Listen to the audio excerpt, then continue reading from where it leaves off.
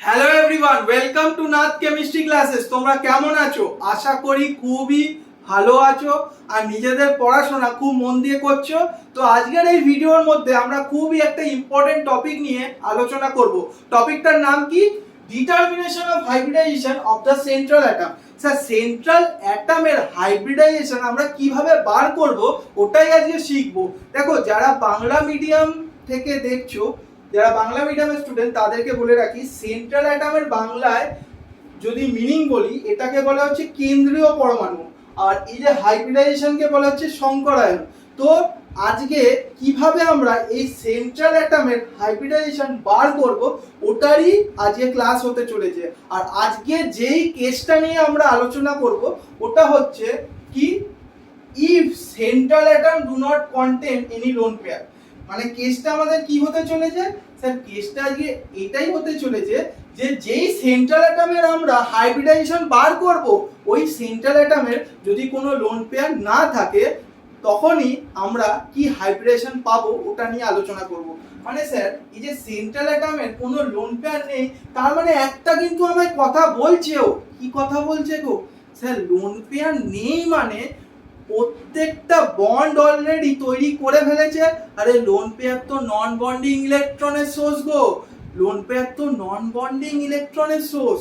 তাই জন্য আমি বলছি যে লোন পেয়ার যেহেতু নন বন্ডিং ইলেকট্রনের সোর্স, তার মানে এই যে সেন্ট্রাল অ্যাটম আমরা যাদেরকে নিয়ে আজকে কথা বলবো, যেই মলিকুল নিয়ে আমরা কথা বলবো, ও অলরেডি সবকটা বন্ড তৈরি করে ফেলেছে স্যার, তৈরি করে ফেলেছে।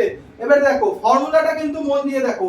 এই যে হাইব্রিডাইজেশন বার করার জন্য আমাদের একটা ফর্মুলা মুখস্থ রাখতে হবে, মেমোরাইজ করতে হবে। ফর্মুলাটা কিন্তু মন দিয়ে দেখবে সবাই। তার ফর্মুলাটা হচ্ছে H ইকুয়ালস টু হাফ, ব্র্যাকেটে কি আছে, V plus x minus c plus a. Sir এইচটা কি? এইচটা হচ্ছে number of orbitals involved in hybridization. মানে স্যার কটা অরবিটাল হাইব্রিডাইজেশনে পার্টিসিপেট করেছে বা ইনভলভমেন্ট কটা অরবিটালের আছে ওই হাইব্রিডাইজেশনে।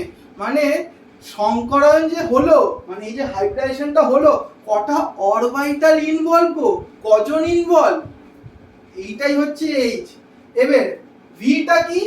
ভ্যালেন্সিয়াল electron of the central atom. মানে স্যার কেন্দ্রীয় পরমাণুর ক্ষেত্রে আমরা বাইরের কক্ষপথে কটা ইলেকট্রন আছে ওটা দেখব ভি এর আন্ডারে। মানে আউটার মোস্ট সেলের ইলেকট্রন কটা হবে? কার স্যার ইলেকট্রন? সেন্ট্রাল অ্যাটমের গো, সেন্ট্রাল অ্যাটম। এবারে দেখো সিটা কি? স্যার সিটা হচ্ছে চারজন ক্যাটায়ন। সি এর আগে আরেকটা ফ্যাক্টর দেখলে না স্যার, এক্স। এক্সটা হচ্ছে স্যার মোনোভ্যালেন্ট অ্যাটম কটা আছে, নাম্বার অফ মোনোভ্যালেন্ট অ্যাটম। মোনোভ্যালেন্ট অ্যাটম মানে স্যার, হ্যাঁ হ্যাঁ বুঝতে পারলাম স্যার, মোনোভ্যালেন্ট কথাটার মানে হচ্ছে কটা বন্ড তৈরি করেছে। মোনো মোনো বলো বলো স্যার, একটা, একটা বন্ড তৈরি করেছে। মোনোভ্যালেন্ট মানে একটা বন্ড তৈরি করবে। কারা কারা করতে পারে গো? কারা কারা করতে পারে? খালি স্যার হাইড্রোজেন আর হ্যালোজেনই করতে পারে। তো এইটাই খালি তোমাদের কাউন্ট করতে হবে। একটা তোমার মলিকুল দিয়ে দিল, মলিকুলটার মধ্যে মোনোভ্যালেন্ট অ্যাটম আছে কি নেই খালি কি দেখবে ওখানে স্যার? ওখানে যদি হাইড্রোজেন বা কোনো হ্যালোজেন মানে ফ্লোরিন ক্লোরিন ব্রোমিন আয়োডিন যদি থাকে, তার মানে মোনোভ্যালেন্ট অ্যাটম প্রেজেন্ট আছে স্যার। আর এ মানে কি গো স্যার? চারজন অ্যানায়ন। বোঝা গেল? এবার এই জিনিসটা তোমরা কিন্তু ভালোভাবে নোট ডাউন করে নাও, তার সাথে সাথে এটাও। এবার দেখো এইচ এর ভ্যালু 2 ও আসতে পারে, 3 ও আসতে পারে, 4 ও আসতে পারে, 5 ও আসতে পারে, 6 ও আসতে পারে, 7 ও আসতে পারে। আপ টু 7 পর্যন্তই তোমরা মনে রাখবে, কারণ এর পরে যারা অনার্স লেভেলে পড়ছে তাদের ঠিক আছে, বাট আপ টু জেই বা নিট পর্যন্ত এত অবধি ঠিক আছে, রাইট? এবার দেখো স্যার, এখানে আপনি ভ্যালু অফ এইচটা 1 কেন লেখেননি? এগুলো তো বইয়েও লেখা নেই, বুঝতে পারলাম কেন আপনি লিখেননি। দেখো হাইব্রিডাইজেশনের যদি কথা বলি, এখানে যদি ভ্যালু অফ এইচ 1 হয়, ভ্যালু অফ এইচ যদি 2 হয়, এফপি হচ্ছে। আর এখানে গঠন বা শেপ ওটা তোমার লিনিয়ার হয়ে যাচ্ছে। আর এইচ এর ভ্যালু যদি 1 হয় স্যার, তাহলে তো স্যার পিওর অ্যাটমিক অরবিটাল, কোনো হাইব্রিডাইজড হবার তো কোনো ব্যাপারই নেই স্যার। হাইব্রিড অরবিটাল তো তৈরি হবে না। নয় পিওর এস অরবিটাল হতে পারে, নয় পিওর ডি অরবিটাল হতে পারে, নয় পিওর পি অরবিটাল হতে পারে। স্যার কোনো হাইব্রিড হচ্ছে না, মিক্সিং তো হবে না, তাই জন্য ভ্যালু অফ H2 থেকে চালু হচ্ছে, কারণ হাইব্রিডাইজেশন তো কম করে দুটো অরবিটালের হবেই, স্যার দুটো অরবিটালের তো হবেই, তাই জন্য ভ্যালু অফ 2 থেকে স্টার্ট হচ্ছে। এবার দেখো H এর ভ্যালু যখন 2 আসবে ওটা sp বলে দেবো, আর তার গঠনও আমরা নির্ণয় করতে পারি, তো গঠন বা শেপ কি হয়ে যাবে, লিনিয়ার। আর 3 এর ক্ষেত্রে হাইব্রিডাইজেশন কি হয়ে যাবে স্যার, sp2, আর গঠন ট্রায়াগোনাল প্ল্যানার। 4 এর ক্ষেত্রে স্যার sp3 হাইব্রিডাইজেশন, আর গঠন হয়ে যাবে টেট্রাহেড্রাল স্যার। 5 এর ক্ষেত্রে sp3d, আরে স্যার sp3d টা কি, সংকরায়ন। এবার শেপটা বা গঠনটা কি হয়ে যাবে, ট্রায়াগোনাল বাইপিরামিডাল। 6 এর ক্ষেত্রে কি হবে, যখন ভ্যালু অফ H স্যার 6 হয়ে যাচ্ছে না, তখন sp3d2, আর শেপ কি হয়ে যাবে, অক্টাহেড্রাল। আর 7 এর ক্ষেত্রে কি হবে স্যার, 7 এর ক্ষেত্রে হাইব্রিডাইজেশনটা sp3d3 হয়ে যাবে, আর শেপটা হয়ে যাবে পেন্টাগোনাল বাইপিরামিডাল। এই জিনিসটা যেন তোমাদের খাতায় থাকে, রাইট। আর আজকে আমরা যে কেসটা নিয়ে আলোচনা করছি ওটা কি, যে সেন্ট্রাল অ্যাটমের কাছে কোনো লোন পেয়ার নেই, এমন ধরনের মলিকুল নিয়েই আমরা আলোচনা করব। স্যার সেন্ট্রাল অ্যাটমের কাছে লোন পেয়ার নেই, তার মানে অলরেডি সেন্ট্রাল অ্যাটমটা সব বন্ড তৈরি করে ফেলেছে, বুঝলি? সবাই বুঝলে তো? ঠিক আছে, চলো এবার কিছু আমরা এক্সাম্পল সলভ করে নিই। তোমরা আশা করি এই জিনিসটা ভালোভাবে টুকে নিয়েছো তোমাদের খাতায়, আর ফর্মুলাটা বুঝে নিয়েছো। একটু আগেই যে ফর্মুলাটার এক্সপ্লেনেশন দিলাম, প্রত্যেকটা ফ্যাক্টর ভি কি, এক্স কি, সি কি, এ কি, এইচ কি, প্রত্যেকটা জিনিসই ভালোভাবে বুঝে নিয়েছো। তাহলে কিন্তু তোমরা এই যে প্রবলেমস গুলো আমি দিচ্ছি, এই যে এক্সাম্পলস গুলো ইজিলি পেরে যাবে। স্যার ইজিলি পেরে যাবো? হ্যাঁ, খালি একটা তোমাদের জিনিস আমি বলে রাখছি, দেখো সেন্ট্রাল অ্যাটম তো আমাদের একটাকে চয়েস করতে হবে। এবার সেন্ট্রাল অ্যাটম কাদেরকে আমরা ধরবো? স্যার সেন্ট্রাল অ্যাটম আমরা যাদেরকে ধরবো না, তাদের এই দুটো ফ্যাক্টর হওয়া জরুরি, মানে দুটো জিনিস হওয়া দরকার। কি দরকার স্যার? ইলেকট্রোনেগেটিভিটি কম হওয়া জরুরি, আর একটা ফ্যাক্টর কি গো স্যার, সাইজটা না বেশি হলে ভালো হয়, সাইজটা বেশি হলে ভালো হয়। তো এই দুটো ফ্যাক্টর মানে লার্জার সাইজ হতে হবে, আর ইলেকট্রোনেগেটিভিটি কম হতে পারে, মানে লেসার ইলেকট্রোনেগেটিভিটি হতে হবে। বুঝতে পারছো? তোমরা দুটো পয়েন্ট ভালোভাবে নোট ডাউন করো। স্যার লেস ইলেকট্রোনেগেটিভিটি হতে হবে, আর লার্জার সাইজ হতে হবে। এবার প্রথম কোশ্চেনটা দেখো, PCl5 এর ক্ষেত্রে আমি যদি কথা বলি, স্যার এটার ফর্মুলাটা হচ্ছে half V plus x minus c plus a, তাই তো? হ্যাঁ স্যার এইটাই তো। এবার দেখো হাফ বসিয়ে দেবে, হাফের তো কোনো চেঞ্জ হবে না। ভিটা কি, ভ্যালেন্স শেলের ইলেকট্রন। স্যার ভ্যালেন্স শেলের ইলেকট্রন কটা হয়? আমি একটা জিনিস তোমাদের বলে দিচ্ছি, এইভাবে যদি তুমি মনে রাখো, তোমার কিন্তু ভ্যালেন্স শেলের ইলেকট্রনও কোনোদিন ভুল হবে না। কিভাবে স্যার? দেখো গ্রুপ 1 এর যদি কথা বলি, গ্রুপ 1 এর ভ্যালেন্স শেলের ইলেকট্রন একটা হয়, গ্রুপ 2 এর ক্ষেত্রে দুটো হয়, মানে গ্রুপ নাম্বারগুলোই বসিয়ে দেবে। এবার গ্রুপ 13 থেকে 18 মনে রাখার একটা ট্রিক আছে। কি স্যার? গ্রুপ 13, 14, 15, 16, 17, 18 এর ক্ষেত্রে খালি 13 এর তো 1 3, 1টা কেটে দেবে। 14 এর তো স্যার 1 4, 1টা কেটে দেবে। 1টা যখন 14 এর কেটে দেবে, মানে 4টে পড়ে রইলো, ওটাই তোমার ভ্যালেন্সিয়াল ইলেকট্রন গো, ওটাই তোমার ভ্যালেন্সিয়াল ইলেকট্রন। আর স্যার 13 এর ক্ষেত্রে মানে 13 এর ক্ষেত্রে 3 হয়ে যাবে, তার মানে কারণ 1 গুলো তো কাটতে বললেন। হ্যাঁ, আপ টু যদি কথা বলি আপ টু 18 পর্যন্ত তোমরা এই কনসেপ্টটা ইউজ করবে। মানে কোন কনসেপ্টটা স্যার? ওই যে এক কেটে দেবো 13 টু 18 একগুলো কেটে দেবো, তারপর যেইটা পড়ে থাকবে ওটাই আমাদের ভ্যালেন্সিয়াল ইলেকট্রন হয়ে যাবে। হ্যাঁ কি না গো? হ্যাঁ স্যার, পুরো বুঝতে পেরে গেলাম। মানে স্যার গ্রুপ 13 এর ক্ষেত্রে এক যদি কেটে দিই কি হয়ে যাবে স্যার? 3। গ্রুপ 14 এর ক্ষেত্রে এক যদি কেটে দিই তার মানে স্যার 4। আরে বলো না গো, গ্রুপ 15 এর ক্ষেত্রে কি হবে স্যার? গ্রুপ 15 এর ক্ষেত্রে না, গ্রুপ 15 এর ক্ষেত্রে 5 হয়ে যাবে, 5। স্যার গ্রুপ 16 এর ক্ষেত্রে 6 হয়ে যাবে, গ্রুপ 16 এর ক্ষেত্রে 6 হয়ে যাবে, গ্রুপ 17 এর ক্ষেত্রে স্যার 7 হয়ে যাবে। স্যার হেভি মজা লাগছে কিন্তু। গ্রুপ 18 এর ক্ষেত্রে আরে 8 হয়ে যাবে, 8 হয়ে যাবে গো। বুঝতে পারলে? হ্যাঁ স্যার বুঝে গেছি। এবার PCl5টা ভালোভাবে দেখো, ভালোভাবে। স্যার PCl5 এর সেন্ট্রাল অ্যাটম যদি বলি ওটা হচ্ছে ফসফরাস। এবার ফসফরাস তো স্যার গ্রুপ 15 এর, গ্রুপ 15 মানে 1 5, 1টা কেটে দাও, 1টা কেটে দাও, তার মানে স্যার 5। স্যার কোনো কি মোনোভ্যালেন্ট অ্যাটম প্রেজেন্ট আছে, মানে কোনো হাইড্রোজেন বা হ্যালোজেন কি আছে? হ্যাঁ আছে স্যার, এই যে 5টা। স্যার একটা না, দুটো না, তিনটে না, 5টা স্যার, 5টা, মানে 5। এবার কি স্যার কোনো ক্যাটায়ন বা অ্যানায়নের উপর চার্জ আছে? না, এটা তো নিউট্রাল, তাহলে 0 0 করে দাও, 0 0 করে দাও, মানে 10/2 মানে কি গো? স্যার 10/2 মানে 5, 5 মানে কি গো? স্যার 5 মানে খুব সহজ, sp3d, sp3d। ক্লিয়ার? ক্লিয়ার তো? এবার দেখো sp3d এর ক্ষেত্রে গঠন কি হয় গো, শেপ কি হয় গো? স্যার গঠনটা তো ইজি, ট্রাইগোনাল বাইপিরামিডাল। তো ওটাই আমি দেখাচ্ছি তোমাদের। এখানে p থাকবে, এখানে একটা Cl থাকবে, এখানে একটা Cl থাকবে, এইখানে একটা Cl থাকবে, এইদিকে একটা Cl, এইদিকে একটা Cl। এবারে এরকম ডট ডট দিয়ে তোমায় জুড়তে হবে। এইটা হয়ে যাবে তোমার কি? স্যার এইটা তো আপনি বললেন ট্রাইগোনাল বাইপিরামিডাল, তো টিবিপি বলে অনেকে শর্টে। ট্রাইগোনাল বাইপিরামিডালকে কি বলে? স্যার টিবিপি, শর্টে কি বলে? টিবিপি। বুঝলে? হ্যাঁ স্যার বুঝে গেলাম।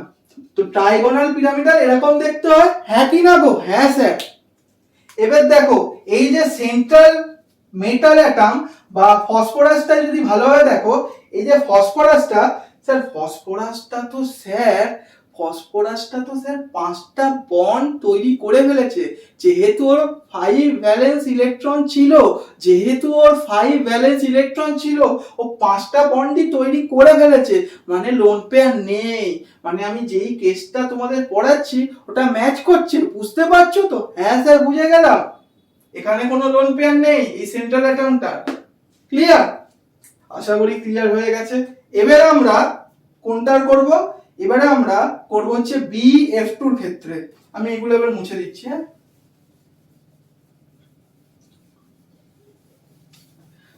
আচ্ছা তোমরা BF2 করো তো তাড়াতাড়ি, আমার আগে করবে। হ্যাঁ স্যার BF2 এর ক্ষেত্রে half V plus X minus C plus A। Sir হাফটা তো হাফেই থেকে যাবে। আচ্ছা ভিটা কি গো? ভ্যালেন্সিয়াল ইলেকট্রন। স্যার বেরিলিয়াম তো গ্রুপ 2, গ্রুপ 2 এর আর গ্রুপ 1 এর ক্ষেত্রে কি বলেছিলাম, যা গ্রুপ নাম্বার ওইগুলোই ভ্যালেন্সিয়াল ইলেকট্রন নাম্বার। তো 2 বসিয়ে দেবে। স্যার মোনোভ্যালেন্ট অ্যাটম, হ্যাঁ দুটো আছে স্যার, দুটো, কারণ দুটো হ্যালোজেন, চার্জ নেই, স্যার, মানে -0 +0 করে দাও, -0 +0 করে দাও। স্যার 4/2 মানে 4/2 মানে স্যার 2, 2 মানে কি গো? 2 মানে কি গো? স্যার sp, sp মানে কি গো? গঠন কি হবে? শেপ কি হবে? স্যার লিনিয়ার স্ট্রেট, লিনিয়ার মানে স্ট্রেট। তো ওটাই আমরা আঁকবো। তো BEF2 এর ক্ষেত্রে এরকম হবে, বুঝতে পারলে? এটা একটু ছোট করে দাও, দুটোরই যেন লেন্থ সেম হয়, ওরকম ভাবে আঁকবে। তো এইটা কি হয়ে যায় স্যার? এটা লিনিয়ার হয়ে যায়। এবার আমরা স্যার কার হাইব্রিডাইজেশন বার করছি? সেন্ট্রাল অ্যাটমের স্যার, মানে এই যে বেরিলিয়ামটার হাইব্রিডাইজেশন sp। স্যার তার মানে এই ফসফরাসের হাইব্রিডাইজেশনটা হচ্ছে sp3d। কনসেপ্ট ক্লিয়ার আশা করি। এবার আমি PCl5 মুছে দিলাম গো, অনেক টাইম দিয়েছি তোমাদের মোছার জন্য, মানে লেখার জন্য। আমি তো মুছে দিলাম, লেখার জন্য তোমাদের অনেক টাইম দিয়েছি। এবার কি আছে? এটা sp।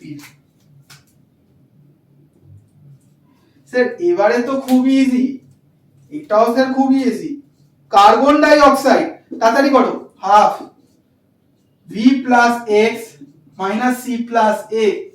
স্যার হাফ বসে যাবে, V মানে ভ্যালেন্সিয়াল ইলেকট্রন, স্যার কার্বন গ্রুপ 14 মানে এক কার্বন মানে 4 হয়ে যাবে, মানে 4 হয়ে যাবে স্যার মোনোভ্যালেন্ট অ্যাটম। না স্যার অক্সিজেন তো ডাইভ্যালেন্ট বা বাইভ্যালেন্ট বলতে পারো, তাই জন্য জিরো। স্যার ক্যাটায়নের ওপরও চার্জ নেই, অ্যানায়নের ওপরও চার্জ নেই, মানে এগুলো নেই স্যার। নিউট্রাল সিস্টেম চার্জ ফাজের গল্পই নেই। তো 4/2 মানে কি গো? 2 2 মানে কি গো স্যার? 2 মানে sp, মানে লিনিয়ার হয়ে যাবে। এই কার্বন আর অক্সিজেন, কার্বন আর অক্সিজেন, এটা লিনিয়ার, বুঝলে? এবারে নেক্সট কোশ্চেনটা ভালোভাবে দেখো স্যার। নেক্সট কোশ্চেনটা, ওটা তো methane, methane sir, methane CH4, same formula V plus X minus C plus A। Sir carbon সেই 4 হয়ে যাবে, 14, গ্রুপ নাম্বার 14, তাই 4।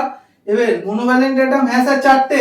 হাইড্রোজেন স্যার মনোভ্যালেন্ট অ্যাটম, তো 4টে মনোভ্যালেন্ট অ্যাটম আছে, মানে 4 হয়ে গেল, কোনো চার্জ নেই, মানে +0। এখানে +0, তার আগে -0। আমি করছি, না করলেও কোনো ব্যাপার না, কারণ কোনো তো ভ্যালুতে চেঞ্জ আসবে না। 8/2 কি গো স্যার? 4 4 মানে কি গো? sp3 sir. sp3 মানে কি গো স্যার? sp3 মানে গঠনটা হচ্ছে টেট্রাহেড্রাল, মানে শেপটা স্যার টেট্রাহেড্রাল হয়ে যাবে। শেপটা টেট্রাহেড্রাল, হ্যাঁ। এই যে কার্বন উপরে একটা থাকবে, এইদিকে একটা থাকবে, এইদিকে একটা থাকবে, এইদিকে একটা থাকবে। ক্লিয়ার? এবারে অনেক বইয়ে ডট ডট দিয়ে দেখানো আছে, আবার অনেক বইয়ে দেখানো নেই, ঠিক আছে? তো আমি দেখিয়ে দিচ্ছি, চিন্তা করো না।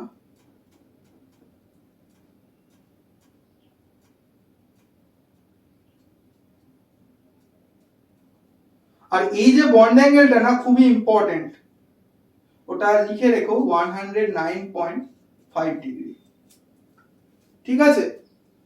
তো এবারে আমরা নেক্সট করছি, নেক্সট জিনিসটা, নেক্সটটা কি স্যার? নেক্সটটা হচ্ছে SF6। তো SF6 এর ক্ষেত্রে কি হবে ওটা আমরা এবারে আলোচনা করব। তো SF6 টা একটু মন দিয়ে দেখো স্যার। SF6 মানে হচ্ছে, S মানে সেন্ট্রাল অ্যাটম, এখানে S তো স্যার সেন্ট্রাল অ্যাটম, S হচ্ছে গ্রুপ নাম্বার 16, মানে 6 হয়ে যাবে, এক কাটলে মানে 6, মানে 6 6 স্যার। আচ্ছা কটা মনোভ্যালেন্ট অ্যাটম আছে গো? 6টা স্যার। স্যার এর মানে হচ্ছে 12/2, 12/2 মানে কি গো? 6 6 মানে কি গো? sp3d2, sp3d2। এবারে আমি এটাকে মুছছি, হ্যাঁ। sp3d2 মানে অক্টাহেড্রাল হয়ে যাবে স্যার গঠন, অক্টাহেড্রাল হয়ে যাবে গঠন। তার মানে এই মাঝখানে আমার সালফার থাকবে, এইদিকে একটা ফ্লোরিন, এইদিকে ফ্লোরিন, উপরে ফ্লোরিন, নিচে ফ্লোরিন, এইদিকে ফ্লোরিন, এইদিকে ফ্লোরিন। এইখানে আমি যদি বলি, বইয়ে দেখবে দুটো টাইপের বন্ড হয়, একটা হচ্ছে অ্যাক্সিয়াল বন্ড আর একটা হচ্ছে ইকুইটোরিয়াল বন্ড। এইটা আর এইটা হচ্ছে অ্যাক্সিয়াল, আর এইগুলো হচ্ছে ইকুইটোরিয়াল। তো এটা হচ্ছে অক্টাহেড্রাল, অক্টাহেড্রাল। বোঝা গেল? হ্যাঁ স্যার বুঝে গেলাম। এবার হচ্ছে নেক্সট কোশ্চেন। নেক্সট কোশ্চেনটা কি sir? NH4 plus. Sir NH4 plus, আচ্ছা আমি এখানে মুছে দিলাম, NH4 প্লাস লিখে দিলাম। স্যার NH4 প্লাস মানে হচ্ছে খুব ইজি, হাফ নাইট্রোজেন মানে স্যার গ্রুপ নাম্বার 15, মানে 5 হয়ে গেল। হাইড্রোজেন মানে স্যার মনোভ্যালেন্ট অ্যাটম আছে, হাইড্রোজেন কি গো? মনোভ্যালেন্ট অ্যাটম, মানে 4টে স্যার। এবারে দেখো স্যার এখানে কিন্তু ক্যাটায়নিক চার্জ আছে, মানে -1 হয়ে যাবে, আর +0 মানে কি গো? মানে হলো স্যার 8/2 মানে 4 হয়ে গেল, 4 মানে স্যার sp3। sp3 মানে স্যার এই নাইট্রোজেন হাইড্রোজেন, নাইট্রোজেন, এখানে হাইড্রোজেন, এখানে হাইড্রোজেন, এখানে হাইড্রোজেন, আর এইখানটায় একটা প্লাস লিখে দাও, ঠিক আছে? একটা প্লাস লিখে দেবে, এবারে তোমার এঁকে দেবে। ওই ডট ডট দিয়ে দেখাতেও পারো, নাও দেখাতে পারো, অনেক বইয়ে দেখানো আছে।